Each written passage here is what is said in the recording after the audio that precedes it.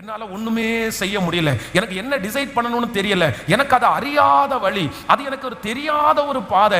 இந்த மாதிரி ஒரு பிரச்சனையில இதுக்கு முன்னாடி நான் போனதே இல்லை, இந்த மாதிரி ஒரு சூழ்நிலையை நான் பார்த்ததே இல்லை. ஆனால் கர்த்தராகிய ஆண்டவர் கிருபையாய் வாக்கு கொடுக்கிறார், நீங்கள் அறியாத வழிகளிலே கண்ணு மூடிட்டு இருக்கிறது மாதிரி முன்னாடி என்ன நடக்குதுன்னு தெரியல, எப்படி இதை செய்ய போறோன்னு தெரியல, எப்படி இதை கடக்க போறோன்னு தெரியல. ஆனா கர்த்தர் கிருபையாய் வாக்கு கொடுக்கிறார், நீ அறியாத வழியிலே உங்கள் கண்கள் மூடிக்கொண்டிருக்கும் போது ஒருவனுடைய கரத்தை பிடிக்கிறார். ஒரு தேவன் உங்களுடைய கரத்தை பிடித்து, ஒரு குருடனுடைய கரத்தை ஒருத்தர் பிடித்து ஆற்றை கடக்க பண்ணதை போல, ரோடை கடக்க பண்ணினது போல கர்த்தராகிய ஆண்டவர் உங்க கைகளை பிடித்து நீங்க அமைதியா நடப்பீங்க, நீங்க எதுவும் செய்ய மாட்டீங்க. ஆனா நீங்க திரும்பி வந்து பார்த்தா இந்த பிரச்சனையை நீங்க தாண்டி இருப்பீங்க, இந்த போராட்டத்தை நீங்க தாண்டி இருப்பீங்க, இந்த ரோடை நீங்க தாண்டி இருப்பீங்க, இந்த சூழ்நிலையை நீங்க தாண்டி இருப்பீங்க. கர்த்தராகிய ஆண்டவர் அதுதான் கிருபையாய் வாக்கு கொடுக்கிறார். ஆமே, நான் உன்னை குருடரை அவர்கள் அறியாத வழியிலே நடத்தி அவர்களுக்கு தெரியாத பாதையிலே அவர்களை அடைத்து கொண்டு வந்தது போல உன்னை நான் கொண்டு வந்து உனக்கு முன்பாக இருக்கிற அந்த கோணலை கர்த்தர் உங்களுக்கு முன்பாக இருக்கிற கோணலை செவ்வையாக்க போகிறார். உங்களுக்கு முன்பாக இருக்கிற இருள் அது வெளிச்சமாய் மாற போகிறது. நம்புறவங்க கரங்களை தட்டி ஆமென் முழு பலத்தோடு இதை கர்த்தராகிய ஆண்டவர் அந்த இருட்டுக்குள்ளாகவே உங்களை கர்த்தர் நடத்துவார், அந்த தெரியாத இடத்திலே கர்த்தர் நடத்துவார். ஆமென், ஹல்லேலூயா. குருடரை அறியாத வழியிலே நடத்துகிற கர்த்தர். ஆமென். சிலருடைய எதிர்கால வாழ்க்கையை குறித்து யோசிச்சா நிறைய பேருக்கு ஒண்ணுமே தெரியாது. எப்படி அப்படியே கண்ணை மூடி இருக்கிறது மாதிரி இருக்குது, எல்லாம் இருட்டா இருக்கிறது மாதிரி இருக்கு, எனக்கு வெளிச்சமே இல்லை, முடிவெடுக்கிறதுக்கே எனக்கு தெரியல, பதில் சொல்றதே எனக்கு தெரியல, என் பிள்ளையினுடைய வாழ்க்கை என்ன ஆகும் கேள்விக்குறி, என்னுடைய எதிர்காலம் என்ன ஆகும் கேள்விக்குறி, நான் எப்படி இதை தாண்டுவேன், எப்படி இதை செய்வேன், ஒண்ணுமே புரியாத வாழ்க்கை. குருடனுடைய வாழ்க்கையை நீங்க வேதத்துல வாசிக்கும் போது குருடனுடைய வாழ்க்கை எப்படி இருக்கும்னா, கண்ணுக்கு முன்னாடி சாப்பாடு இருக்கும், ஆனா அந்த சாப்பாடு அவனுடைய கண்ணுக்கு தெரியாது. கண்ணுக்கு முன்னாடி பள்ளம் இருக்கும், அந்த பள்ளத்தை அந்த மனுஷன் கண்டுபிடிக்க முடியாது. குருடனான ஒரு மனுஷன் தனக்கு முன்பாக இருக்கிற எந்த பிரச்சனையும் அவனால கண்டுபிடிக்க முடியாது. அவன் உள்ளுக்குள்ள விழுந்ததை ஃபீல் பண்ணா மட்டும்தான் புரியும். அதே போல இத்தனை நாட்களும் ஒருவேளை உங்களுடைய சில பிரச்சனைக்குள்ளே நீங்க கண்ணு தெரியாம போய் விழலாம், எதுவுமே ஃபீல் பண்ண, எதுவுமே செய்யவே முடியல, என்னால எனக்கு தெரியல, எதிர்காலம் தெரியல, பிள்ளையினுடைய எதிர்காலம் தெரியல. ஆனா நான் ஆராதிக்கிற ஒரு தேவன் இருக்கிறார். அவர் யார் அப்படின்னா, குருடனுடைய கைகளை பிடித்து நடத்துகிற கர்த்தர், குருடனுடைய கைகளை பிடித்து நடத்துகிற கர்த்தர். இன்றைக்கு அப்படிப்பட்ட தெரியாம எதிர்காலத்தை குறித்த கேள்விக்குறியோட இருக்கிற அநேகம் பேருடைய கரத்தை பிடிச்சு கர்த்தர் கிருபையா வாக்கு கொடுக்கிறாரு. நீ அறியாததும் உனக்கு எட்டாததுமான பெரிய காரியத்தை உங்களுக்கு செய்கிறவர், உங்களுக்கு கற்றுக் கொடுக்கிற நல்ல பரிசுத்த ஆவியானவர், உங்களுக்கு சொல்லி கொடுக்கிற நல்ல பரிசுத்த ஆவியானவர். மகளே, இதோ குழி இருக்குது, இங்க நீ பார்த்து போன்னு சொல்ற கர்த்தர், இந்த பக்கமா திரும்பி நட அப்படின்னு சொல்லுகிற கர்த்தர் உங்க கரத்தை பிடித்து நீங்கள் அறியாத வழியிலே நம்புறவங்க நல்ல கைகளை தட்டி கொண்டே ஆமென் ஸ்தோத்திரம். என்ன கர்த்தர் நடத்துவார், சிங்க கெபி ஆனாலும் சூளை நெருப்பானாலும் என்னை நடத்துகிற ஒருவர் இருக்கிறார். நல்ல கைகளை தட்டி ஆமென். திடீர்னு ஒரு பலவீனம், திடீர்னு ஒரு வியாதி, அப்பா என்னப்பா எனக்கு ஒண்ணுமே புரியலப்பா, எனக்கு எதுவுமே தெரியலப்பா, நான் எப்படி இது வந்தேன், எப்படி எனக்கு இந்த பிரச்சனை வந்துச்சு, எனக்கு எப்படி இந்த சூழ்நிலை வந்துருச்சு, எனக்கு ஒண்ணுமே புரியல, என் கண்ணை கட்டி விட்டது மாதிரி இருக்குது, எனக்கு எப்படி இது ட்ரீட்மெண்ட் பார்க்கணும்னு தெரியல, எப்படி இதை தாண்டுவேன்னு தெரியல. ஆனா கர்த்தராகிய ஆண்டவர் தெளிவாய் வாக்கு கொடுத்து, குருடரை அவர்கள் அறியாத வழியிலே நான் அவர்களை நடத்தி அவர்களுக்கு தெரியாத பாதையில் அவர்களை அழைத்து கொண்டு வந்து அவர்களுக்கு முன்பாக இருக்கிற இருளை வெளிச்சமும் கோணலை செவ்வையும் ஆக்குவேன். நான் இந்த காரியத்தை அவர்களுக்கு செய்து அவர்களை கைவிடாதிருப்பேன். ஆண்டவராகிய இயேசு கிறிஸ்து பெஸ்தாயிதா அப்படின்ற ஒரு இடத்திற்கு வராரு. ஆண்டவர் நிறைய குருடர்களுக்கு பார்வை கொடுத்திருக்கிறாரு, நிறைய பேரை நடக்க வைத்திருக்கிறாரு. ஆனா இந்த பெஸ்தாயிதா என்கிற இடத்திலே இந்த குருடனுக்கு அற்புதம் கொடுத்தது வேதத்துல கொஞ்சம் தெளிவாகவே எழுதப்பட்டிருக்கிறது. அவன் எப்படி வந்தான், எப்படி நடந்துருச்சு, எப்படி ஆண்டவர் இந்த குருடனுக்கு பார்வை கொடுத்தாரு, இதை குறித்து ரொம்ப டீட்டெயிலா சில காரியத்தை எழுதியிருக்கிறது. அப்போ முதலாவதாக இந்த வசனத்தை வாசிக்கும் போது வேதம் சொல்லுது, அவர் பெத்சாயிதா ஊருக்கு வந்தார். அப்பொழுது ஒரு குருடனை அவரிடத்தில் கொண்டு வந்து அவரை தொடும்படி அவரை வேண்டி கொண்டார்கள். அப்படின்னு சொன்னா அவங்களும் நம்மள மாதிரி தான் இருப்பாங்கன்னு வச்சுக்கோங்களேன். நம்ம ஏதாவது ஒரு நல்ல ஊழியக்காரர், நல்ல ஜெபிக்கிற ஊழியக்காரர், அந்த மாதிரி அவங்க ஒருவேளை பிஸியா இருந்தா கூட நம்ம என்ன நினைப்போம்னா, சரி ஒன்றும் இல்லை, நீங்க ரொம்ப நேரம் ஜெபம் பண்ண வேண்டியது கூட இல்லை, ஜஸ்ட் தலை மேல கை வச்சு ஒரு பிளஸ் பண்ணிட்டு போனா கூட போதும் பாஸ்டர் அப்படின்னு எல்லாம் நம்ம சொல்லுவோம்ல. அப்போ அந்த கூட்டத்தில் இருக்கிற எல்லாருமே என்ன நினைக்கிறாங்கன்னா, ஒன்றும் வேண்டாம், ஆண்டவரிடத்துல அவருடைய கண்ணை அப்படி பண்ணுங்க, இப்படி பண்ணுங்க, ஆபரேஷன் பண்ணுங்க, எடுங்க, கஷ்டப்படுங்க, உபவாசம் இருங்க அப்படின்னு எல்லாம் சொல்லல. ஆண்டவரை பார்த்து என்ன சொல்றாங்க அப்படின்னு சொன்னா, அவனை அந்த மனுஷனை, அந்த குருடனை தொடும்படியாக, தொடுங்க ஆண்டவரே, தொடுங்க ஆண்டவரே. இதே போல நிறைய சம்பவங்கள் நடந்துச்சு. ஒரு வேதம் சொல்லுகிறது, பெரும்பாடுள்ள ஸ்திரீ வஸ்திரத்தின் ஓரத்தை தொட்டாலாமா. இப்போ ஆண்டவரை தெரியாமலே அற்புதத்தை பெறவங்க நிறைய பேர் இருக்காங்க. ஆனா இத்தனை பேரும் சேர்ந்து அந்த குருடனை ஆண்டவரே நீங்க தொட்டா போதும், நீங்க தொடுங்கன்னு சொன்னா, ஆண்டவர் என்ன பண்ணலைன்னா, அவனை அந்த இடத்திலே கண்ணுல தொட்டு உடனே பார்வை அடைவாயாக அப்படின்னு எல்லாம் ஆண்டவர் சொல்லல. ஆண்டவர் என்ன பண்றாருன்னா, அவனை, அந்த குருடனுடைய கையை பிடித்து அவனை கிராமத்திற்கு வெளியே அழைத்து கொண்டு போய், அப்படின்னா நான் என்ன இதுக்கு நம்புறேன் அப்படின்னு சொன்னா, கர்த்தர் நமக்கு ஒரு அற்புதம் செய்ய போகிறார். உங்களுடைய கண்களை ஆண்டவர் திறக்க போகிறார். உங்களுக்கு முன்பாக இருக்கிற இருள் வெளிச்சமாக போகிறது, கோணல் செவ்வையாக போகிறது, நீங்கள் நேர்த்தியாய் நடக்க போகிறீர்கள். நம்பர் 1, இதுல எனக்கு ரொம்ப ஆச்சரியமா இருக்கிறது என்னன்னா, நமக்கு ஒரு அற்புதம் நடப்பதற்கு நிறைய பேர் நிறைய வழி சொல்லுவாங்க, நிறைய பேர் ஆண்டவருக்கு கூட ஆலோசனை சொல்லுவாங்க.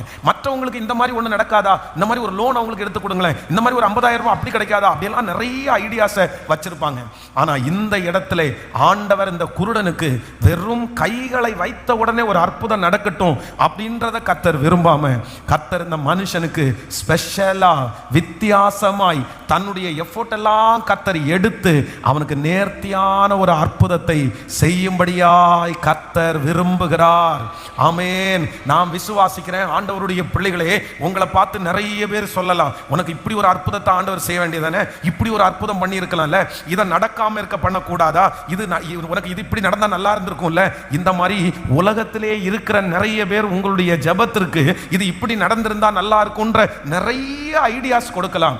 ஆனா அது உங்களுடைய பார்வைக்கு எளிமையாய் தெரியலாம். ஏன் ஆண்டவர் இதை கூட செய்ய முடியாதா, இதையாவது ஆண்டவர் செஞ்சிருக்கலாமே அப்படின்னெல்லாம் நீங்க நினைக்கலாம். ஆனா இன்று கர்த்தர் யாரோ ஒருத்தரத்துல தெளிவாய் பேசுகிறார்.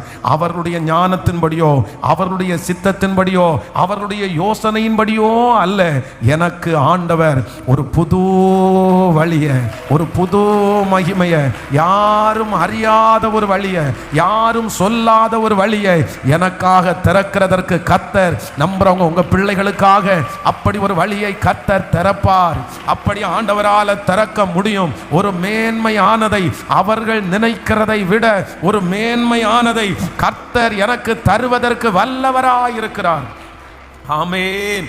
அவர்களுக்கு இப்படி இப்படி இந்த மாதிரி கிடைச்சா போதும்னு நினைக்கலாம். சும்மா இருக்கிறதுக்கு அவனுக்கு இந்த மாதிரி ஒரு 5,000 ரூபாய்க்கு ஒரு வேலை கிடைச்சா போதும்னு நினைக்கலாம். இந்த காரியம் நடக்காம இருக்கிறதுக்கு இந்த மாதிரி ஒண்ணு நடக்கட்டும் அப்படின்னு உங்களை பார்த்து சொல்லலாம். இந்த இடத்துல இருக்கிறவர்கள் அப்படிதான் சொல்றாங்க, எப்படியாவது இந்த குருடனுக்கு அற்புதம் நடந்தா போதும், எப்படியாவது இந்த குருடனுக்கு அற்புதம் நடந்தா போதும், இவன் பார்த்தா போதும், இவனுக்கு ஸ்பெஷலா எல்லாம் அற்புதம் நடக்க வேண்டியது இல்லை, இவனுக்கு கிடைச்சா போதும், இவனுக்கு இந்த அற்புதத்தை செஞ்சா போதும்னு நினைச்சாங்க.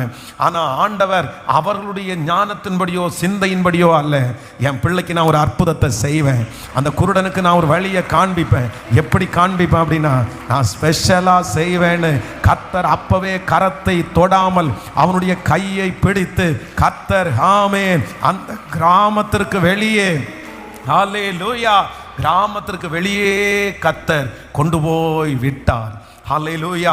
அங்கதான் அற்புதம் நடக்குது. அப்போ நம்பர் 1, முதலாவதாக உங்களுக்கும் எனக்கும் கர்த்தர் இந்த 90வது நாள் வாக்கு கொடுக்கிறார். நான் உனக்கு ஒன்று செய்வேன். அது அவர்களுடைய ஐடியாவின்படி அல்ல, அவர்களுடைய யோசனையின்படி அல்ல, சுற்றி இருக்கிறவருடைய பாசத்தின் நிமித்தமாய் வருகிற அந்த பிளான் படி அல்ல. கர்த்தர் மேலானதை நம்புறவங்க கைகளை மேல உயர்த்தி முழு பலத்தோட சொல்லுங்க, முழு பலத்தோட சொல்லுங்க, முழு மனதோட இந்த வார்த்தையை நான் விசுவாசிக்கிற ஆண்டவரேன்னு சொல்லுங்க. நான் நம்புற ஆண்டவரேன்னு சொல்லுங்க. இது நடக்க போகிறது, நடக்க போகிறது. ஆமென். அவர்கள் ஏதாவது இப்படி நடந்தா போதும், இவனுக்கு ஒரு அற்புதம் நடந்தா போதும், இவனுக்கு இந்த காரியம் நடந்தா போதும், இவனுக்கு கல்யாணம் ஆனா போதும், இவனுக்கு இந்த குழந்தை இது கிடைச்சா போதும் அப்படின்னு எப்போ இது ஒண்ணு அது எது இல்லைன்னு பட்சத்துல நடந்தா போதும்னு நினைக்கிறாங்க. ஆனா கர்த்தர் கிருபையாய் வாக்கு கொடுக்கிறார். இல்லை மகனே, இல்லை மகளே, நான் உனக்கு ஆமென் நேர்த்தியாய் ஸ்பெஷலாய் மேன்மையானதை இது தீர்க்க தரிசனமான வார்த்தை. இது நிறைய பேரோட ஆண்டவர் தீர்க்க தரிசனமா பேசிட்டு இருக்கிறாரு. இது உங்களுக்குரிய வார்த்தை. கர்த்தர் அப்படித்தான் வாக்கு கொடுக்கிறார். இல்லை, அது நிச்சயமாய் நான் செய்வதற்கு வல்லவர், செய்து முடிக்கிறதற்கு வல்லவர். நம்பி நன்றி நன்றி நன்றி. ஹல்லேலூயா. அப்படி நடக்க போகிறதற்காக ஸ்தோத்திரம். இந்த வார்த்தையை நிறைவேற்ற போகிறதற்காக ஸ்தோத்திரம். இந்த சத்தம் தொனிக்கப்படுகிற ஒவ்வொரு இடங்களிலும் இந்த அற்புதம் நடப்பதற்காக ஸ்தோத்திரம். ஹல்லேலூயா. Thank you Jesus. ஆமென் ஆமென். குருடரை அறியாத வழிகளிலே நடத்துகிறவர். அப்போ நம்பர் 1, முதலாவதாக நீங்க அதுல எழுதி கொள்ளுங்கள். ஆண்டவரை பார்த்து நீ தொட்டால் போதும், நீங்க கையை வச்சா போதும் அப்படின்னு சொல்லும்போது ஆண்டவர் அப்படி வைக்காம கர்த்தர் கையை பிடித்து அவனை கிராமத்திற்கு வெளியே கொண்டு போகிறார். ஹல்லேலூயா. ஆமென். ஸ்பெஷலா கர்த்தர் செய்கிறாராமா. அவங்க நினைவின்படி அல்ல, அவருடைய நினைவின்படி மேன்மையானதை கர்த்தர் செய்ய போறாரு.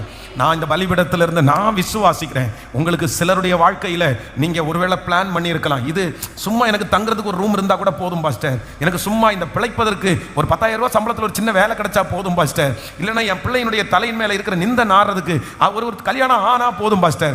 இந்த மாதிரி ஒரு சூழ்நிலைக்குள்ளே நீங்கள் கடந்து வந்திருக்கலாம். யாரோ ஒருத்தர் எதிர்பார்த்து நடக்காததுனால, ஜோம் பண்ணி ரொம்ப லேட் ஆகுறதுனால நீங்களே இப்போ ஒரு மைண்ட் செட்டுக்கு வந்திருக்கலாம், இது சும்மா நடந்தா போதும் அப்படின்னு நினைக்கலாம். ஆனால் நீங்கள் அப்படி நினைக்காதீங்க. ஆண்டவர் உங்களுக்கு அப்படி அல்ல. நிச்சயமாய் கர்த்தர் உங்களுக்கு ஸ்பெஷலா எஸ் இது நடக்கும். கர்த்தர் உங்களுக்கு மேன்மையானதாய் இதை நம்புறவங்களுக்கு அப்படியே நடக்கும்.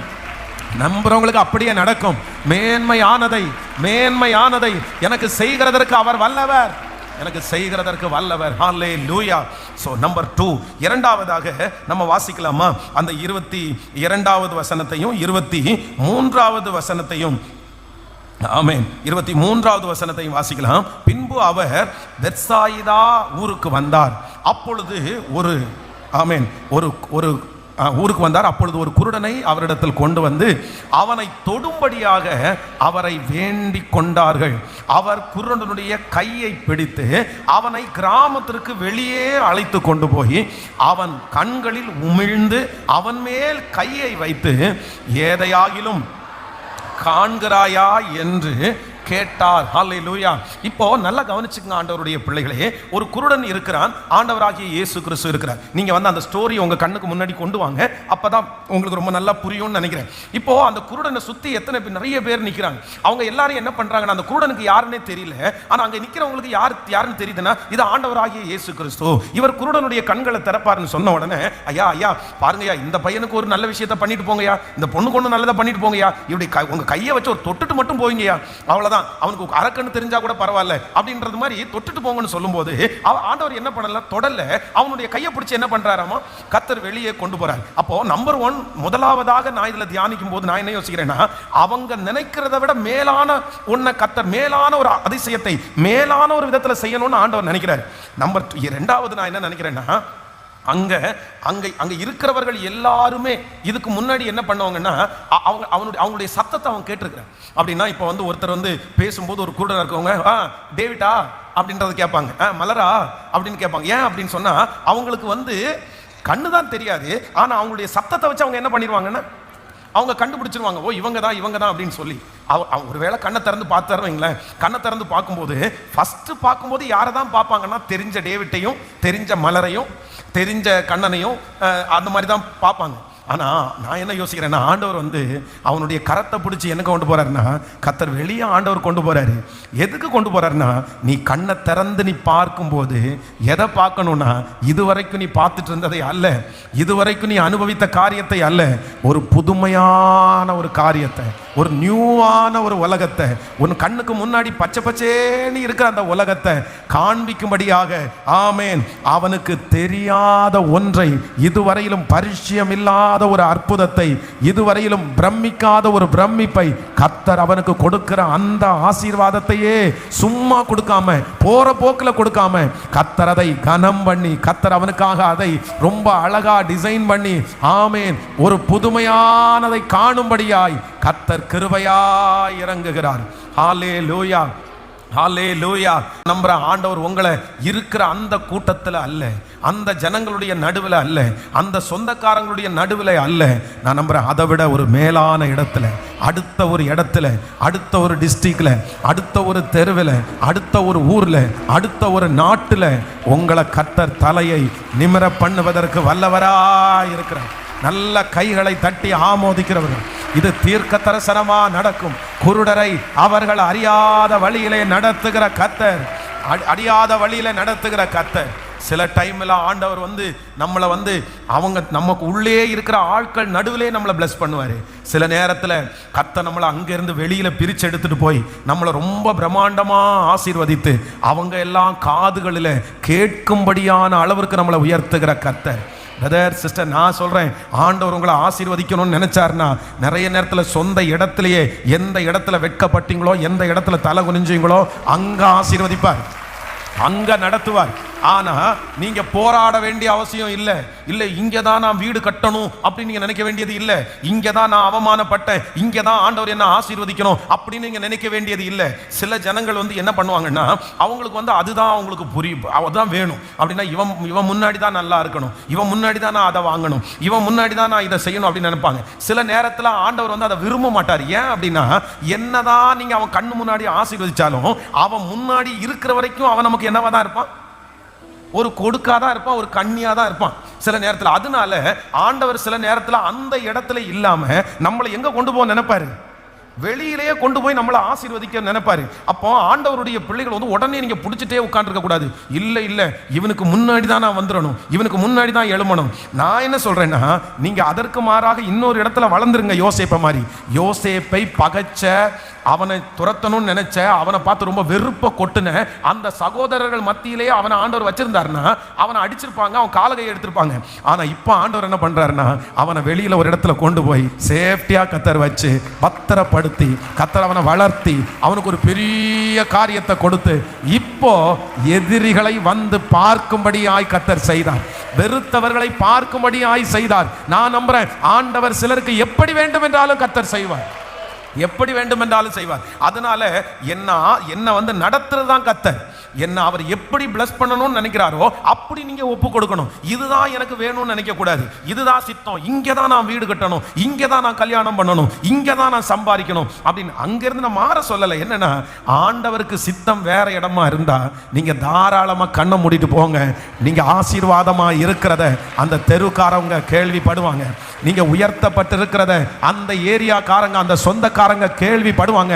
அவர்கள் கேள்விப்பட்டு கர்த்தர் நம்மளை நல்லா வச்சிருக்கிறார் என்ற அந்த காரியத்தை கேள்விப்படும்போது அதுவும் நமக்கு ஆசீர்வாதம். நன்றாய் கரங்களை தட்டி ஹல்லேலூயா, ஆமென், thank you Jesus. So number 2, இரண்டாவதாக இந்த குருடனுக்கு ஆண்டவர் ஒரு அற்புதத்தை செய்யணும்னு நினைச்சிட்டாரு. ஆனா அந்த அற்புதத்தை ஆண்டவர் என்ன பண்ணலைன்னா, அங்க இருக்கிறவர்கள் நடுவிலே செய்யாம கர்த்தர் என்ன பண்ணாருன்னா, நீ ஒரு நியூவா, ஒரு புதுமையா, ஒரு வித்தியாசமானதாய் இந்த 100 days முடியும் போது சிலரை கர்த்தர் ஒரு நியூவான ஒரு இடத்துக்கு கூட்டிட்டு போறாரு, ஒரு புது ஆசீர்வாதத்துக்குள்ள ஆண்டவர் உங்களை கொண்டு போறாரு. இது கர்த்தருடைய சித்தம், இது ஆண்டவருடைய நடத்துதல். ஒரு புது பாஷை, ஒரு புது ஜனம், ஒரு புது ஐக்கியம், ஒரு புது சம்பளம், ஒரு புது அட்மாஸ்பியர், இப்படிப்பட்ட இது நடக்கும். பழையவைகள் எல்லாம் ஒளிந்து போகிற காலம் சீக்கிரமாய் வரப்போகிறது. கர்த்தர் புதுமையாக்க போறார். ஆமென். சொல்ல சொல்ல நடக்கட்டும். ஹல்லேலூயா, thank you Jesus, amen. So number 3, மூன்றாவதாக ஆண்டவர் இந்த குருடனுக்கு கர்த்தர் ஒரு அற்புதம் செய்கிறதற்கு கர்த்தர் விரும்புறாருல்ல. வாசிக்கலாம். நம்ம 24வது வசனத்தை வாசிக்கலாமா? ஆமென். 24வது வசனத்தை வாசிக்கும் போது, அவன் ஏறிட்டு பார்த்து, ஆமென், அவன் ஏறிட்டு பார்த்து நடக்கிற மனுஷனை மரங்களைப் போல காண்கிறேன் என்றான். அதற்கு பின்பு அவர் மறுபடியும் அவன் கண்களின் மேல் கைகளை வைத்து அவனை ஏறிட்டு பார்க்கும்படி செய்தார். அப்பொழுது அவன் சொஸ்தம் அடைந்து யாவரையும் தெளிவாய் கண்டான். ஆமென். ஆண்டவருடைய பிள்ளைகளை நல்லா கவனிச்சுக்கங்க. இந்த இடத்துல ஆண்டவர் நிறைய பேருக்கு, குருடருக்கு ஆண்டவர் அற்புதம் கொடுத்திருக்கிறார். ஒவ்வொருத்தருக்கும் ஒவ்வொரு விதமா ஆண்டவர் கொடுத்திருக்கிறார். இப்ப பாருங்க, நம்ம வாசிச்சது மாதிரி 38 வருடமாய் வியாதியா இருந்த அந்த மனுஷனை பார்த்து ஆண்டவர் என்ன சொன்னாரு? அவ்வளவுதான், படுக்கையை எடுத்துக்கொண்டு நட, அவ்வளவுதான். 38 வருஷமா இல்ல வியாதி சரியா போயிருச்சு. அப்போ இந்த குருடனுக்கு மேல ஆண்டவர் என்ன வைக்க வேண்டிய அவசியம் இல்லை, கூட வைக்க வேணாம். நீ கண்ணு திறக்கட்டும் அப்படின்னு சொன்னா போதும். ஆனா இந்த இடத்துல இவனுக்குள்ளே இருக்கிற பிடிப்பு ரொம்ப பெரிய பிடிப்பு. இவனுக்குள்ளே இருக்கிற அந்த ஸ்பிரிட் பெரிய ஸ்பிரிட்.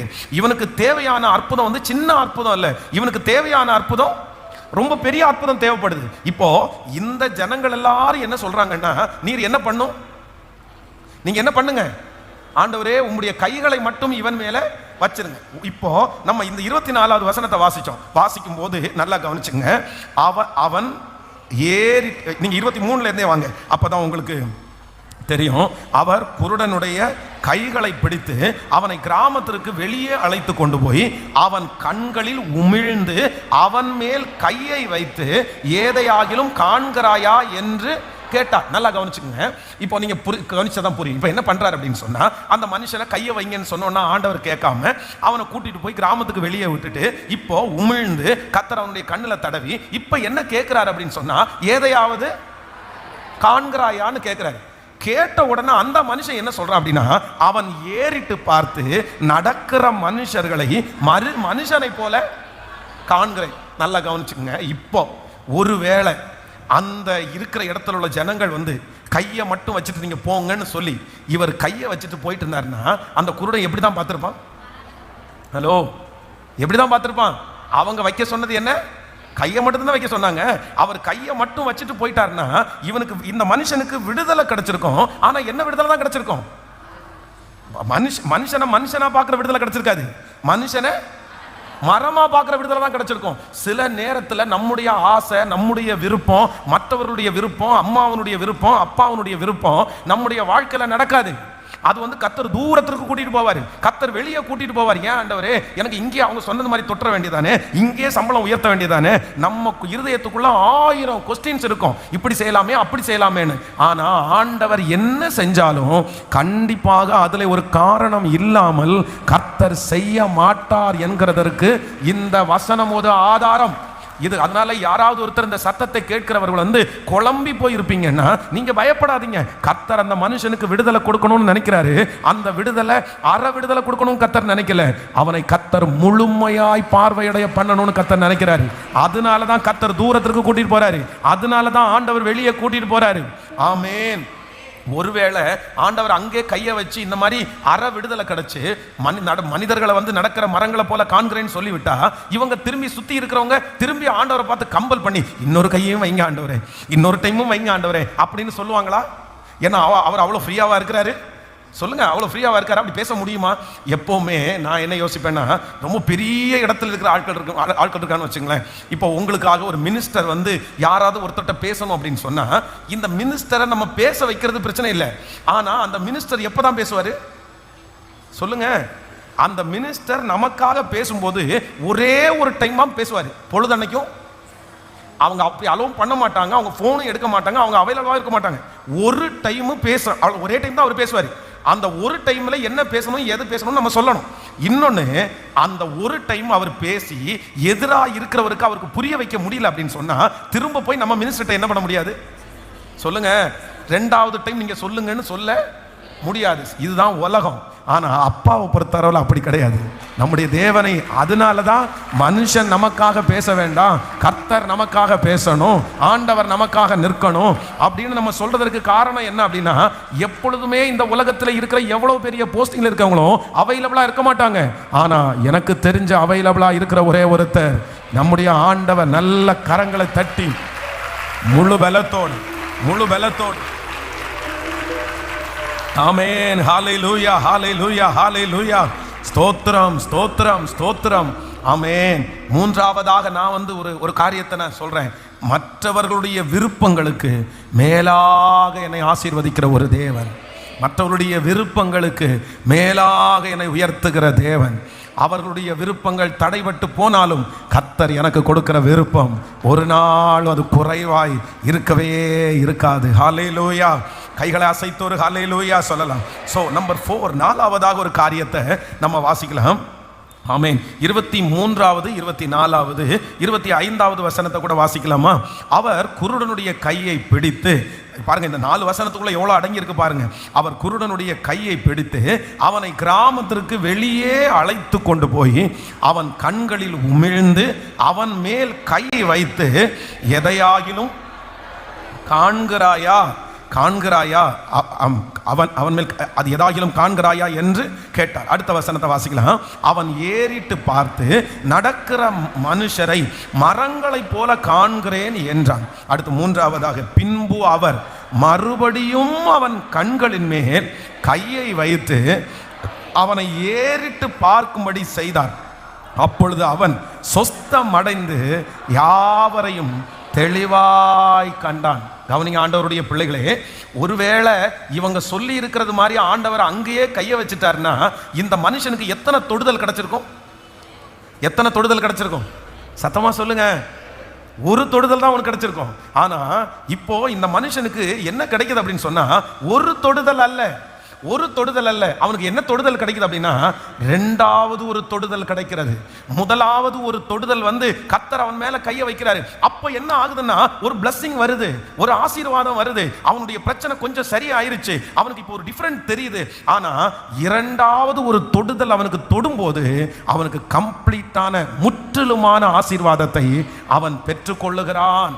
ஆண்டவருடைய பிள்ளைகளாகிய உங்களுக்கும் எனக்கும் ஒரு தொடுதல் போதாது, ஒரு தொடுதல் போதாது. ரட்சிக்கப்பட்ட உடனே நம்ம இன்னைக்கு ரட்சிக்கப்பட்டிருக்கிறோம்னா ஒரு தொடுதல் தான் நம்மளை ரட்சிக்கப்பட்டிருக்கிறது. ஒரு தொடுதல் தான் ஆண்டவர் பக்கத்தில் நமக்கு இணைச்சிருச்சு. அந்த ஒரு தொடுதலினால தான் நம்ம நிறைய பேர் பாதி விடுதலை ஆனோம். ஆனா இன்னொரு தொடுதல் நிறைய பேருக்கு என்ன பண்ணலைன்னா இன்னும் வரல.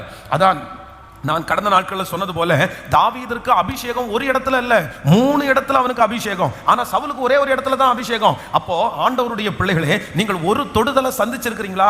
இதுவரைக்கும் ஒரு டைம் ஆண்டவரை நீங்க பார்த்துட்டீங்களா? ஆண்டவருடைய பிரசன்னத்தை உணர்ந்துட்டீங்களா? அப்படி கிடையாது. இனி அடுத்த லெவல், அடுத்த ஒரு தொடுதல் உங்களுக்கு அவசியமானது. அடுத்த ஒரு தொடுதல் உங்களுக்கு வேணும். யாக்கோபனுடைய வாழ்க்கையிலே கர்த்தர் தன்னுடைய குடும்பத்தை விட்டு பிரியும் போது அவனுக்கு ஆண்டவர் காண்பிக்கிறார்.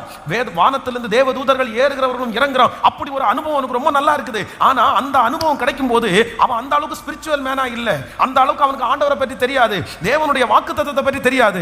ஆனா 2வது போராடுறான் யாக்கோபு, நீர் என்னை ஆசீர்வதித்தாலே ஒழிய நான் உம்மை போக விடுவது இல்லை. அதுதான் 2வது தொடுதல். அந்த தொடுதலுக்கு பிற்பாடு யோசேப்பை பெரிய நபராய் பார்க்கிறான். அவனுடைய அந்தியமய காலம் ரொம்ப ஆச்சரியமாய் அமைகிறது. நான் நம்புகிறேன் கர்த்தர் இந்த குருடனுக்கு 2வது ஒரு தொடுதலை கர்த்தர் கொடுத்த தேவன். இந்த 100 நாள் ஜெபம் முடிகிறதுக்குள்ள உங்களுக்கு ஒரு 2வது ஒரு தொடுதல், மறுபடியும் ஆண்டவர் உங்களை தொடுவார், மறுபடியும் கர்த்தர் உங்களை அபிஷேகிப்பார், மறுபடியும் அப்படிப்பட்ட ஒரு அந்யோன்யத்தை நீங்க உணர்வீங்க, மறுபடியும் அந்த ஃபீல் உங்களுக்கு வரும். நிறைய நாட்களா இழந்த அந்த அனுபவத்தை கர்த்தர் மறுபடியும் தரப்போகிறார். ஆமே. அப்படி நீங்க அபிஷேகத்துல நிறைஞ்சு நீங்க ஜெபிக்க போறீங்க. உங்க வாயிலிருந்து தீர்க்க தரிசனங்கள் வரப்போகிறது. அந்த பிரசன்னத்தை நீங்க உணர போறீங்க. கேளுங்க ஏசப்பாட்ட, இயேசுவே இப்பொழுது அந்த 2வது தொடுதல் வரட்டும். என் ஊழியத்தில் அந்த 2வது தொடுதல் வரட்டும். என் குடும்பத்தில் அந்த 2வது தொடுதல் வரட்டும். என் பிசினஸ்ல அந்த 2வது தொடுதல் வரட்டும். இந்த பிரசங்கம் பண்ணி கொண்டு இருக்கும் போதே கேளுங்க முழு வெள்ளத்தோடு, வாலிப தம்பிக்கு ஒரு 2வது தொடுதல் உண்டாகட்டும். இளம் வயசுல தொட்ட அந்த தொடுதலில் இன்னொரு தொடுதல். ஆமென், ஆமென். கர்த்தர் தர வல்லவர். நீங்க ஜெபிக்க ஜெபிக்க நிச்சயமாய் அந்த காரியம் நடக்கும். ஸ்தோத்திரம். என்னை மறுபடியும் தொடுகிற கர்த்தர், என்னை மறுபடியும் நிரப்புகிற கர்த்தர், கணுக்கால் அளவல்ல, முழங்கால் அளவல்ல, ஆமென், நீந்தி நீந்தி உமிழ்கத்தக்கதான கிருபையை எனக்கு தருகிறவர். ஸ்தோத்திரம், ஸ்தோத்திரம், ஹalleluya. நன்றி அப்பா. முதல் தொடுதல் அப்படின்றது ஒரு துவக்கம் தான். முதல் தொடுதல் அப்படின்றது ஒரு துவக்கம் தான். வாலிப பிள்ளைங்க, வாலிப தம்பிங்க, அம்மா அப்பா ரட்சிக்கப்பட்டதுனால கர்த்தர் ஒரு தொடுதல் இருக்கும், ஒரு தொடுதல் இருக்கும். இது துவக்கமான ஒரு தொடுதல். ஆலயத்தில் வரும்போது ஆண்டவர் உங்களை தொடுவார், ஏதோ ஒரு விதத்தில் ஆண்டவர் உங்களோட பேசுவார். இது ஒரு தொடுதல். ஆனா 2வது தொடுதல் தான் என்ன தொடுதல் அப்படின்னா, பரிபூரணம் அடைகிற தொடுதல். அப்பதான் முழுமையான விடுதலை கிடைக்கும். நம்மளை ஆண்டவர் எப்பெல்லாம் ஆண்டவர் நம்மளை தொடுறாரோ அப்பெல்லாம் ஒரு மகிமை வரும், அப்பெல்லாம் ஒரு மாற்றம் வரும். ஆண்டவருடைய தொடுதலை நீங்க ஒரு நாள் உணர்ந்துடக்கூடாது. ஒரு நாள் பெற்றிடக்கூடாது. உங்களை என்ன பண்ணணும்னா, கர்த்தர் தினமும் நம்மளை திருப்தி ஆக்கணும். அடுத்த தொடுதலை யாரெல்லாம் இந்த ஜபத்தில் பெற்றுக்கொள்ளாம வெறும் அதான் அந்த இதை வச்சே ஓட்டிட்டு இருக்கக்கூடாது. எப்போ ஒரு வண்டி ஓட்டுறாங்கன்னா நிறைய பேருக்கு கார் ஓட்ட தெரியும், எனக்கும் கார் ஓட்ட தெரியும், எல்லாருக்கும் கார் ஓட்ட தெரியும். ஆனால் நிறைய பேருக்கு படித்த கார் ஓட்டுறதுக்கு தெரியும். என்னன்னா அவங்க ஒரு டிரைவிங் ஸ்கூலில் போய் அவங்க படிச்சிருப்பாங்க. ஸ்டேரிங் இப்படி பிடிக்கணும், என்ன பண்ணணும், இந்த இடத்துல இப்படி பிரேக் அடிக்கணும், இந்த இடத்துல இப்படி எல்லாம் எப்படி படிச்சிருப்பாங்க. இவங்க டிரைவிங் ஸ்கூலில் போய் அவங்க சொல்லி கொடுத்தது மாதிரி படிச்சிருப்பாங்க. இது ஒரு டிரைவிங் இருக்குது. இந்த டிரைவிங் இருக்கிறவங்க அடுத்து இவங்க இன்னொன்று போகணும், அடுத்த லெவல் போகணும். அவ்வளோதான். டிரைவிங் ஸ்கூலில் சொல்லி கொடுத்த அந்த டிரைவிங் பண்ணீங்கன்னா பின்னாடி எல்போர்டு மாட்டிகிட்டே தான் இருக்கணும். நீங்கள் பின்னாடி வர எல்லாருக்குமே இடைஞ்சல தான் அமைவீங்க. ஏன்னா உங்களுக்கு அவங்க 40 கிலோமீட்டர் ஸ்பீடில் தான் இதில் போகணுன்னா 40 தான் போவீங்க. பின்னாடி வர்றதுக்கு 70 போகணுமே, இல்லைன்னா அவன் செத்து போயிடுவானே. அப்போ உங்களால் ஓட்ட முடியாது, உங்களுக்கு தெரியாது. ஏன் அப்படின்னா உங்களுக்கு அதில் என்ன இல்லை, அனுபவம் இல்லை, எக்ஸ்பீரியன்ஸ் இல்லை, அதில் ஒன்றும் பண்ண முடியாது. அது பரலோகம் நம்மளை கொண்டு போய் சேர்க்காது. இன்னைக்கு நிறைய விசுவாச மக்கள், நிறைய கிறிஸ்தவர்கள் எந்த தொடுதலில் தான் இருக்கிறாங்க, முதல் தொடுதலில் தான் இருக்கிறாங்க. அவங்க 2வது தொடுதலுக்கு வரவே இல்லை. கேட்டா என்ன சொல்லுவோம், கிறிஸ்டினா? ஆமா கிறிஸ்டின். ஏசப்பா பிடிக்குமா? ஆமா ஏசப்பா பிள்ளை, நான் ஏசப்பா பிள்ளை. அவ்வளவுதான், அதோட முடிஞ்சிச்சு. அவங்களுக்கு வேற ஒண்ணுமே இல்லை. ஆனா கிறிஸ்துமஸ் ஆனா அவங்களால தண்ணி அடிக்காம இருக்க முடியாது. அப்புறம் இந்த மாதிரி நிறைய பாவம், நிறைய தவறு அவங்க நிறைய பண்ணிட்டே இருப்பாங்க. ஏன் அப்படின்னா அதெல்லாம் அவங்களுக்கு தப்புன்னு கூட தெரியாது. ஏன்னா அவங்க என்ன தொடுதல்ல வரலன்னா இன்னொரு தொடுதல்ல அவங்க என்ன பண்ணல. என்கிட்ட ஒருத்தர் சொல்லிட்டு இருந்தாரு, அவங்க கிறிஸ்மஸ் டைம் அவங்க வீட்டில் பொண்ணு பார்க்கறதுக்காக போகிறோம். அவங்க ஆர்சி திருச்சபைக்கு போகிறவங்க. அவங்க நம்ம பொண்ணு நம்ம சர்ச்சில் உள்ள பொண்ணு. அப்போ நான் அவங்கள்ட்ட பேசணும் அப்படின்னு சொன்ன உடனே நான் சொன்னேன், மகளே நான் என்னென்னா அவங்க அவங்க இருக்கிற ஆர்சி திருச்சபையில் உள்ள பிள்ளைகளும் ரொம்ப ஸ்பிரிச்சுவலாக இருக்கிறவங்க இருக்கிறாங்க. ரொம்ப தொடப்பட்டு ஆண்டவரோட நடந்து ஆராதிச்சு பைபிளை ரொம்ப அழகாக தியானிச்சு அவ்வளோ ஸ்பிரிச்சுவலாக இருப்பாங்க. பெண்டிகாஸ்ட் அனுபவத்தில் இருக்கிறவங்க இருக்கிறத விட ஸ்பிரிச்சுவலாக இருக்கிறாங்க. அதனால நமக்கு சொல்ல முடியாது. அதனால ஒரு டைம் நான் அவங்கள்ட்ட பேசிடுறேன், அவங்களுடைய ஸ்பிரிச்சுவல் எப்படி இருக்குன்னு எனக்கு தெரியலையே அப்படின்னு அவங்கள கூப்பிட்டு வேற ஒன்றுமே நான் கேட்கல. என்ன கேட்டேன் அப்படின்னா, அந்த பையனை பார்த்து, நீ உனக்கு ட்ரிங்க்ஸ் பண்ணுற பழக்கம், இந்த மாதிரி புகையில போடுற பழக்கம், சிகரெட் அடிக்கிற பழக்கம், இந்த மாதிரி பழக்கம் ஏதாவது இருக்கா அப்படின்னு கேட்டேன். கேட்ட உடனே அந்த பையன் பதில் சொல்லலை. அவங்க அப்பா பதில் சொன்னார், ஐயோ எங்களுக்கு அப்படிப்பட்ட பழக்கம்லாம் ரெகுலரெல்லாம் இல்லைங்க. ஆனால் ஒன்றுங்க, நாங்கள் கிறிஸ்மஸுக்கு நாங்கள் எல்லாரும் குடும்பமாக உட்காந்து தண்ணி அடிப்போங்க. இது எப்படி இருக்கும் பாருங்களேன். எனக்கு தலை மேலே ஒரு பெரிய பாறாங்கல்ல தூக்கி போட்டது மாதிரி இருந்துச்சு. இவர் தண்ணியே அடிக்க மாட்டாராமா. நாங்கள் ரெகுலரெல்லாம் தண்ணி அடிக்கிறது இல்லைங்க, எங்கள் பிள்ளைகளுக்கெல்லாம் அந்த பழக்கமே இல்லைங்க, நாங்கள் அந்த மாதிரி போகவே மாட்டோங்க. ஆனால் என்னங்க, நாங்கள் கிறிஸ்துமஸ்க்கு மட்டும் குடும்பமாக, அது வேற அந்த அம்மா உட்காந்து, நான் தாங்க அந்த டைம் மட்டும் இவங்க எல்லாம் நல்லா சாப்பிடுவாங்க, அதனால நான் நான்வெஜ் நல்லா சமைச்சு கொடுப்பேனுங்க. எப்படி இவங்களை எந்த லிஸ்ட்ல சேர்க்கிறேன்னே தெரியல. ஆனால் பாவமா இருந்துச்சு. சரி, அவங்களுக்கு அவங்க அது உண்மையே சொல்றாங்க. ஆனால் என்னன்னா அடுத்த தொடுதல் அவங்களுக்கு. ஆனால் அவங்களுக்கு யாரை பிடிக்கும்? நம்மளை பிடிக்கும், ஏசப்பாவை பிடிக்கும், சர்ச்சை பிடிக்கும், ஆராதனையை பிடிக்கும், ஸ்பிரிச்சுவலாக இருக்கிறவங்கள பிடிக்கும், காணிக்க கொடுக்கறது பிடிக்கும், எல்லாமே பிடிக்கும். ஆனால் என்ன இல்லைன்னா அவ்வளோதான், அந்த ஸ்ட்ரென்த் இல்லை. அப்போ இன்றைக்கு இந்த 100 நாள் ஜபம் அட்டன் பண்ணியும் அத்தனை வசனத்தை கேட்டோம். உங்களுக்குள்ள ஒரு 2வது தொடுதல் இல்லைன்னா, ஒரு 3வது தொடுதல் இல்லைன்னா, எந்தெந்த டைம் எல்லாம் கர்த்தர் தொடுறாரோ அப்பெல்லாம் உங்களுக்கு ஒரு வளர்ச்சி, அப்பெல்லாம் உங்களுக்கு ஒரு உயர்வு, அப்பெல்லாம் ஒரு புதிய அனுபவம், அப்பெல்லாம் ஒரு புதிய மகிமை, அப்பெல்லாம் ஆண்டவர் கற்றுக் கொடுப்பார். ஸோ வாலிப தம்பிகள் தங்கச்சிகளுக்கு நான் சொல்றது அப்படிதான். நீ ஊழியம் செய்யணும்னு விரும்புறியா மகளே, ஊழியம் செய்யணும்னு விரும்புறியா மகனே, ஒன்னே ஒண்ணுதான், உனக்கு ஒரு தொடுதல் பத்தாது. உனக்கு ஒரு தொடுதல் பத்தாது. நீ ஒரு தொடுதல்ல போய் நின்று ஊழியம் செய்ய முடியாது. நீ ஒரு தொடுதல்ல இந்த உலகத்துல மேற்கொள்ள முடியாது. சில பிள்ளைங்க பாருங்க, இந்த ஊழியம் செய்யறது தப்பு இல்லை, எனக்கு சந்தோஷம், ஊழியம் செய்யணும். ஆனா ஒண்ணுமே வளர்ந்திருக்க மாட்டாங்க. அந்த ஒரு தொடுதல்ல ரட்சிக்கப்பட்டு உடனே ஆய் போய் அப்படின்னு சொல்லி, நான் யார் தெரியுமா, கர்த்தர் என்ன அப்படி நடத்தினார், போய் மேடையில் நின்று பிரசங்கம் பண்றது தப்பு இல்லை, ஊழியம் செய்யறது தப்பு இல்லை. ஆனா அடுத்த எக்ஸ்பீரியன்ஸே அவருக்கு இல்லை. கர்த்தர் சமூகத்தில் உட்காரவே இல்லை, ஜெபம் பண்ணவே இல்லை, பைபிளே தெரியாது, அப்படியெல்லாம் ரொம்ப கடினமாக இருக்கும். அதனால் இன்றைக்கு ஆண்டவர் அந்த குருடனுக்கு பாராட்டின கிருபை எனக்கும் கர்த்தர் தரணும். என்னை வெளியே கொண்டு போங்க, பரவாயில்ல, என்னை வெளியே கொண்டு போங்க. எனக்கு 2வது தொடுதல், எனக்கு 2வது தொடுதல் அவசியம். ஆண்டவரே, நீங்கள் இந்த 100 நாள், நீ ஒரு 10 நாள் தான் இருக்குது, இந்த 10 நாளைக்குள்ள தனியாக போய் உட்காந்து ஜெபம் பண்ணுவீங்களோ, எங்கே போய் உட்காந்து ஜெபம் பண்ணுவீங்களோ, 2வது தொடுதலை நீங்கள் அனுபவிச்சே ஆகணும். 2வது பிரசன்னத்தை அனுபவிச்சே ஆகணும். முதல் தொடுதல்ல இயேசு உள்ள வந்துட்டாரு, முதல் தொடுதல்ல இயேசு உள்ள வந்துட்டாரு. அடுத்த தொடுதல்ல உங்களுக்கு அடுத்த பெரிய மாற்றத்தை கர்த்தர் கொடுத்து, ஆமென், எல்லா அசுத்தங்களையும் கர்த்தர் நீக்கி போட்டு ஞானத்தினால கர்த்தர் நிரப்புவாராக. Thank you Jesus. கைகளை உயர்த்தி அப்படியே ஒரு ஜெபத்தோட கேளுங்க. ஆண்டவரே, அடுத்த ஒரு தொடுதலை எனக்கு தருகிற தேவன். ஹல்லேலூயா, ஸ்தோத்திரம். இரண்டாம் தொடுதலை எனக்கு கொடுக்கிற தேவன். Thank you Jesus, thank you Jesus. Hallelujah, hallelujah, hallelujah, ஸ்தோத்திரம். ஜெபிக்க ஜெபிக்க அந்த அந்த கிருபை எனக்கு வேணும். Amen, amen, amen. Thank you Jesus. Hallelujah, amen. எவ்வளோ 5 காரியம் சொல்லிட்டேன்னா, 5 விஷயத்தை 5 சொல்லியிருக்கேன்ல, 4 தான் சொல்லி. 4 ஆயிடுச்சா? நம்ம 5. 5ஆவதாக ஒரு காரியத்தை வாசிக்கலாம். 25வது வசனத்தை வாசிக்கலாமா? 25வது வசனம். பின்பு அவர் மறுபடியும் அவன் கண்களின் மேல் கைகளை வைத்து அவனை ஏறிட்டு பார்படி செய்தார். அப்பொழுது அவன் சொஸ்தமடைந்து யாவரையும் தெளிவாய் கண்டான். யாவரையும் தெளிவாய் கண்டான். கவனிங்க, ஆண்டவர் அந்த மனுஷனை அங்க வைக்காம கர்த்தர் இப்ப வெளியில கர்த்தர் அவன் மேல என்ன பண்றாரு? கைகளை வைக்கிறாரு. இப்போ கைகளை வச்ச உடனே நம்ம ஃபர்ஸ்ட் தியானிச்சோம். இந்த மனுஷன் ஃபர்ஸ்ட் பார்க்கும்போது என்ன பார்க்கிறாரு? மனுஷனை எப்படி பார்த்தாராமா? மரத்தை மாதிரி பார்த்தாராமா. ஆனா அடுத்த தொடுதல்ல மனுஷனாவே எல்லாத்தையும் நன்றாய் கண்டான். அப்போ இந்த குருடனுக்கு ஒரு கேரக்டர் இருக்குது. என்ன கேரக்டர் அப்படின்னா, யாரை பார்க்குற கேரக்டர் சொல்லுங்க? இந்த குருடனுக்குள்ளேயே ஒன்று உருவாகி இருக்குது. ஏன்னா அவங்களுக்கு யாரையாவது ஒருத்தரை டிபெண்ட் பண்ணி தான் ஆகணும். இவனுடைய கண்ணு, இவனுடைய சிந்தை, இவனுடைய கால்கள், இவனுடைய கை யாரை தேடுது?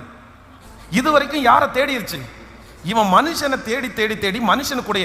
இப்போ இங்க நிக்கிறான் சிவானந்த காலையில் ஒரு கடையில் நிற்கிறாருன்னு வச்சுங்களேன். ஒரு கண்ணு தெரியாத நிற்கிறாருன்னா அங்க இருந்து ஒருத்தரை கேட்பாரு. இப்போ எல்லாருடைய கையில இன்ஸ்ட்ருமெண்ட் எல்லாம் இருக்குது. என்ன கேட்பாரு அப்படின்னா, தம்பி இந்த ரோடை கொஞ்சம் கிராஸ் பண்ண முடியுமா? உடனே ரோடை கிராஸ் பண்ண முடியுமான்னு கேட்கிற அந்த நபரிடத்துல, கண்ணு தெரியாத இடத்துல நம்ம என்ன கேட்போம்? உங்களுக்கு அந்த பக்கம் போகணுமா கேட்போம். என்ன கேட்போம்னா, உங்களுக்கு எங்க உடனே அவர், எனக்கு ரொம்ப தூரம் போகணும்ப்பா, நீ ஆனா ரோட கிராஸ் பண்ணி விட்டா போதும். உடனே நம்ம என்ன சொல்லுவோம்? அடுத்து, அப்படிங்களா, சரிங்க, உங்களை நான் ரோட கிராஸ் பண்ணி விடுறேன். அவ்வளவுதான். ரோட கிராஸ் பண்ணி விட்டதுக்கு அப்புறம் நம்ம யாரோ அவர் யாரோ நம்ம அவங்கள விட்டுருவோம். அதுக்கப்புறம் அந்த கண்ணு தெரியாதவர் திரும்ப அடுத்த ஊருக்கு போகணும்னா பஸ் ஏறுறதுக்கு இன்னொருத்தரை டிபெண்ட் பண்ணி இன்னொருத்தனை. அப்படி இந்த கண்ணு தெரியாத மனுஷன் தன்னுடைய வாழ்க்கையில இதுவரைக்கும் எல்லா இடத்துலையும் யாரதான் அவர் பார்க்கிறாரு? அவருடைய உதவிக்கு யாரு தான் வேணும்? இப்போ ஆண்டவர் வெளியில போய் அவனுக்கு சுகம் கொடுக்கறதுக்கு காரணம் என்னன்னா, எப்பா இது வரைக்கும் நீ மனுஷனை தான் மட்டும்தான் நீ பார்த்த, இப்போ உனக்கு கண்ணு அரைக்கண்ணு தெரியுது. அரைக்கண்ணுலையே நீ யாரை தான் பார்க்குற? ஹலோ, நீ மனுஷனை தான் பார்க்குற. ஆனா நீ என்ன பண்ணக்கூடாதுன்னா, முழுக்க மனுஷனை நீ பார்க்க கூடாது. நீ யாரை பார்க்கணும்னா, உனக்கு முன்னாடி அற்புதம் செய்து கொண்டிருக்கிற என்னதான் நீ பார்க்கணும். ஆமென், ஹல்லேலூயா. நான் நம்புறேன், இனி உங்களுக்கு உதவி செய்ய போகிறது மனிதன் அல்ல. அந்த குருடனுக்கு கர்த்தர் என்ன ஸ்ட்ராங் பண்றாருன்னா, இனி உனக்கு யாருமே உனக்கு ஹெல்ப் இல்லப்பா. இனி இதுக்கு முன்னாடி உனக்கு முழுமையா கண்ணு தெரியும் போது கூட ரோட கிராஸ் பண்ணி விட்டாங்க. ஆனா அரக்கண்ணை தெரிஞ்சா சொல்லுங்க, நம்ம நிறைய யாராவது புரியுதில்ல? உங்களுக்கு புரியுதில்ல? இந்த கண்ணே தெரியாத ஒருத்தர்னா நம்ம என்ன பண்ணுவோம்? கிராஸ் பண்ணி விடுவோம். ஆனா அரக்கண்ணு தெரிஞ்சுன்னா, உனக்கு தான் பாதி தெரியுதில்ல, உங்களுக்கு தான் பாதி தெரியுதில்ல. நான் சொல்றது உங்களுக்கு புரியுதில்ல? எத்தனை பேருக்கு புரியுது? ஆமென். மனிதர்கள் நமக்கு முதல்ல ஹெல்ப் பண்ண மாட்டாங்க. அப்படி ஒருவேளை பண்ணினாலும் நம்ம அந்த உதவிக்கு ரொம்ப பாத்திரமா இருக்கும்போது பண்ணுவோம். ஆனா இதுல ரொம்ப மோசம் யாருன்னா, இந்த அறகுறையா இருக்காங்க பாருங்க, பாதியா இருக்காங்க பாருங்க. இவங்களுக்கு அந்த பறையும் இல்லை. அதான் ஆண்டவர் சொல்லுவோம், அனலாவது குளிராவது, நான் வசதியா இருந்தாலாவது பிரச்சனை, இல்லைன்னா ஏழையா இருந்தாலாவது. இந்த கவர்மெண்ட்ல போகும்போது கூட நம்ம பார்த்தீங்கன்னா, வசதியா இருக்கிறவங்களுக்கு பிரச்சனையே இல்லை. என்ன பண்ண வேண்டாம்னா, ரேஷன் கடையில் எதுவும் வாங்க வேண்டிய அவசியம் இல்லை. நான் வசதி உள்ளவனு இடத்துல எழுதியிருக்கோம். ஏழைகளா இருந்தால் அதுவும் பிரச்சனை இல்லை, அவங்களுக்கு எல்லாமே கிடைக்கும். ஆனா இதுக்கு இடையில இந்த ரெண்டுங்கட்ட இடையில இருக்காங்க பாருங்க, இவங்களுக்கு அதையும் போட முடியாது, இதையும் விட முடியாது. ஐயோ, இங்க போய் கேட்டா, ஏங்க உங்களுக்கு சம்பளம் 15,000 ரூபாய் சம்பளம் போட்டிருக்கு, நீங்க இங்க நின்றுட்டு இருக்கிறீங்க அப்படின்னு. ஐயா 15,000 ரூபாய் சம்பளம் வாங்கினாங்க என்னங்க, எனக்கு இதையும் கொண்டு போனதாங்க உதவியா இருக்கும். அதெல்லாம் கஷ்டப்படுறது உங்களுக்கு புரியுதுங்க. அப்போ இந்த குருடனுக்கு ஆண்டவர் விடுதலை கொடுக்கிறாரு. இதுவரைக்கும் உன்னுடைய வாழ்க்கையிலே மனிதர்கள் உதவி செய்தார்கள், இனியும் நீங்க அங்கே வச்சு உன்னை தொட்டிருந்தேன்னா உனக்கு திரும்பவும் யாருடைய உதவி தேவைன்னா மனுஷனுடைய உதவி உனக்கு தேவை. ஆனா உன்னை வெளியில கொண்டு வந்து தொடுறதுக்கு காரணம் என்னன்னா, இனி உன் வாழ்க்கையில இனி எந்த காலத்திலையும் உனக்கு மனுஷனுடைய உதவி அல்ல, அவருடைய உதவி மட்டும் போதுமானது. அவர் உங்களை உயர்த்துறதற்கு வல்லவர். நான் விசுவாசிக்கிறேன். ஆமேன், ஆமேன். ஸ்தோத்திரம், ஸ்தோத்திரம், ஸ்தோத்திரம், ஸ்தோத்திரம். கர்த்தர் அப்படி கிருபையாய் கிருபையாய் கிருபையாய் மனுஷனை பார்க்கிற கண்கள், எங்கேயோ எதிர்பார்த்து கொண்டிருக்கிற கண்கள், யாரையோ எதிர்பார்த்து கொண்டிருக்கிற கண்கள், கர்த்தராகிய ஆண்டவர் இன்றைக்கு கிருபையாய் வாக்கு கொடுக்கிறார். இல்லை, நிச்சயமாகவே ஒரு அற்புதம் உங்களுக்கு நடக்க போகிறது. இனி எந்த மனுஷனையும் பார்க்க வேண்டியது இல்லை. இனி உங்களுடைய கையை பிடித்து அந்த கரையை கடக்க வேண்டிய அவசியம் இல்லை. யாரும் உங்க கையை பிடிக்க வேண்டாம். கர்த்தராகிய ஆண்டவர் கிருபையாய் வாக்கு கொடுக்கிறார். அவர் கரத்தை பிடித்து உங்களை வெளியே கொண்டு வந்து கர்த்தர் விட்டு, thank you Jesus, thank you Jesus, hallelujah, hallelujah.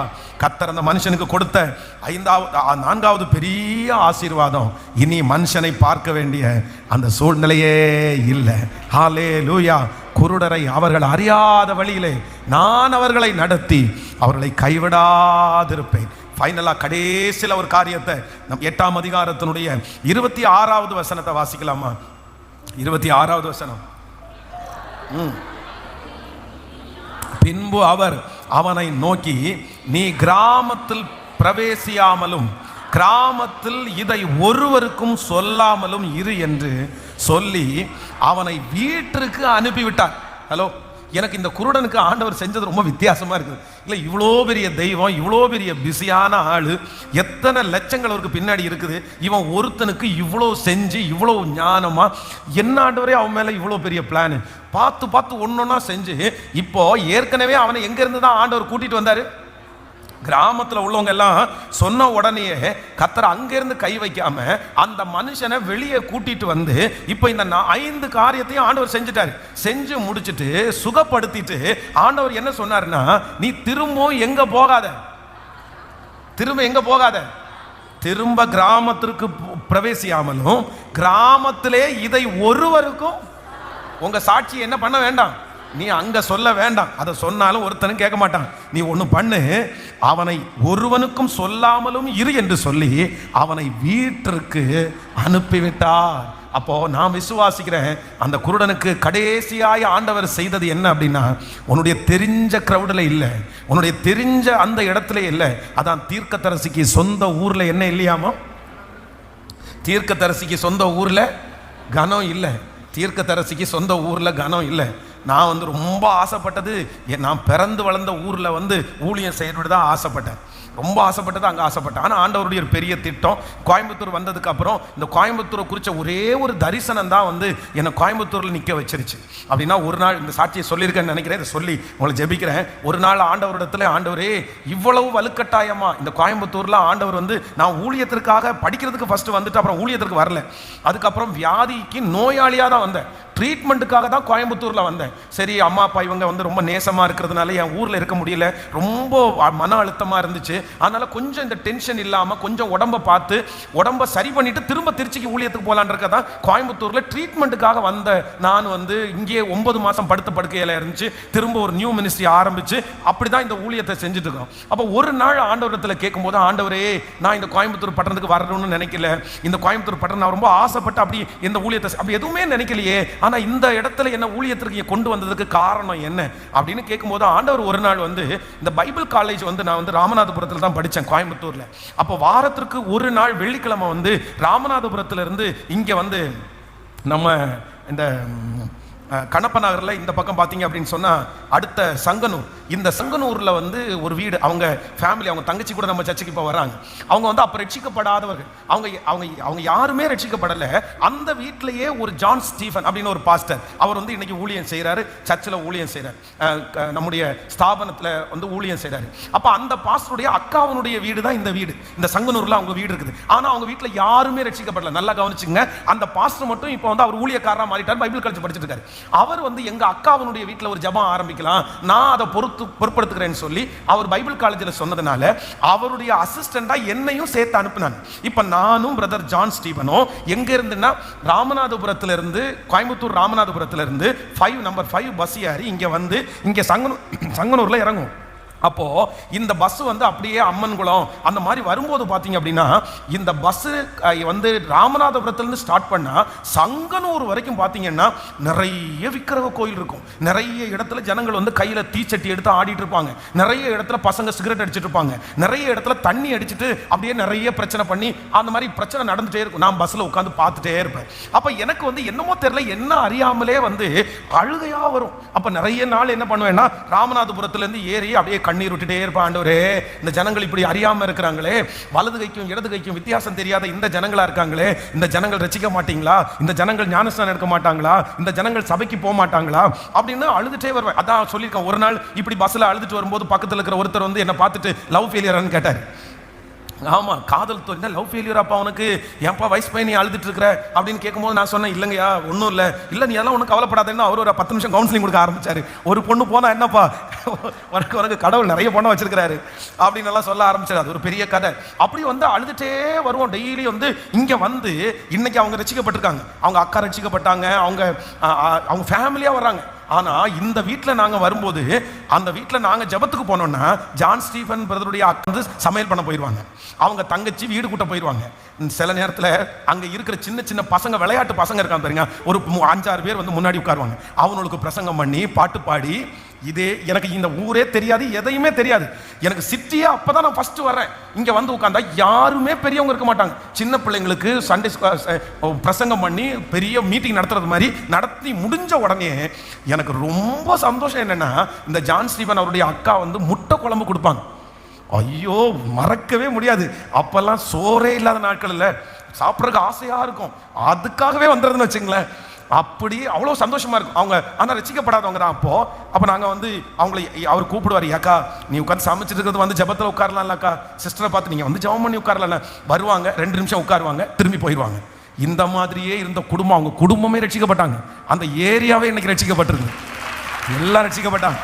ஐயோ, அப்பதான் ஆண்டவர் ஒரு நாள் சொன்னார். என்ன சொன்னார்னா, இல்லை நீ ஒரு நாள் இந்த பட்டணத்திற்கு ஃபர்ஸ்ட் வரும்போது, இந்த பட்டணத்திற்காக அழுதவன், திறப்புல நின்னவன், இந்த ஜனங்களுடைய எழுப்புதலுக்காக, அதனாலதான் அன்னைக்கே உன் விருப்பம் இருக்கோ இல்லையோ, உன் சித்தம் இருக்கோ இல்லையோ, இந்த பட்டணத்தில் ஒன்றை நான் நிறுத்தணும், நீ எனக்கு ஊழியம் செய்யணும், இந்த பட்டணத்தில் உன் மூலமாய் ஆயிரங்களை நான் சந்திப்பேன், அன்னைக்கே டிசைட் பண்ணிட்டாரு.